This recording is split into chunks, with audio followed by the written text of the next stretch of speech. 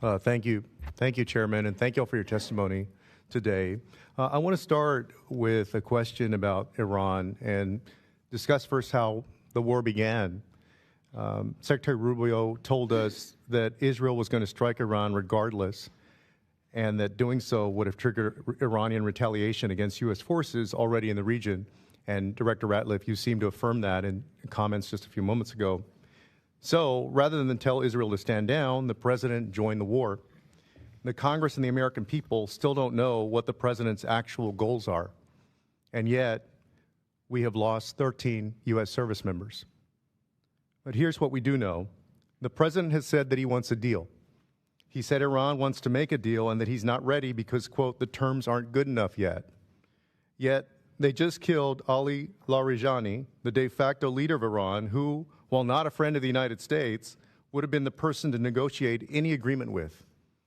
The president explicitly said that the United States did not strike Iran's energy infrastructure because, in his words, having to rebuild it, quote, would take years. Yet this morning, Israel struck the South Pars gas field, the world's largest natural gas reserve, triggering Iranian attacks on Qatari gas facilities. Oil prices are up 15% in the last 24 hours. In San Antonio, my hometown, where I represent, the cost of gas has gone up nearly 40% in 3 weeks. Last night, the president said that the United States knew nothing about the attack and called on Israel to stop similar attacks on energy. Israel denies this and says that the attack was cleared by the United States. So my question is, what does the intelligence community assess Israel's goals in this war to be? And are those goals aligned with the goals of the United States?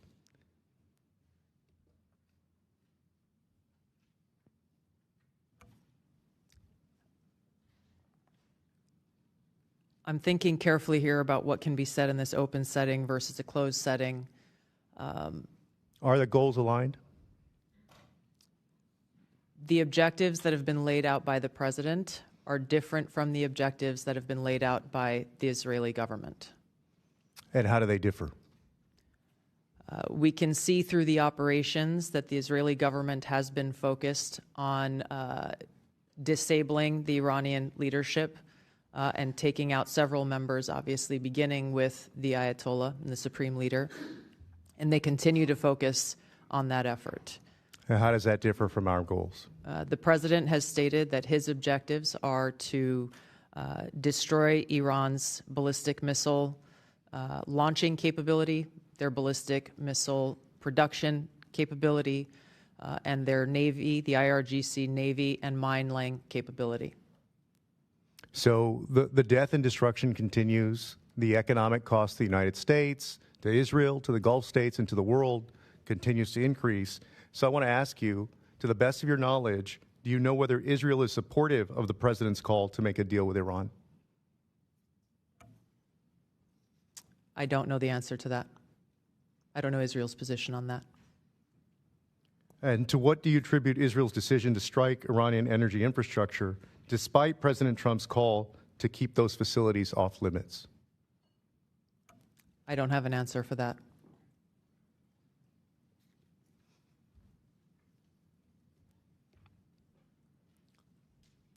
So they ignored the president. Do you agree with that? I'm not privy to any of their deliberations or what went into their calculus in launching this or other attacks. We are not involved with in the operational element of this. We're providing continuously on a daily basis the intelligence assessments of the events that are occurring. And I guess I know the FBI can't because they're domestic, but can anybody else at the table provide any insight into that? I guess I'm not sure what the question you're asking, Congressman Castro. I guess a couple of things. The goals that the president set out are clearly defined. The DNI related those. What was not included is a goal of the U.S. Well, Director, let me start with this. Let me start with this question. You asked what my question is. Let me reclaim my time, Director. Come on. Do you know why Israel decided to strike that infrastructure despite the fact that the president said it should be off limits? I wouldn't speak for Israel. What do you guys know? We're at war. What do you guys know? We'll have to take that for the record. Yes, let's take it for the record.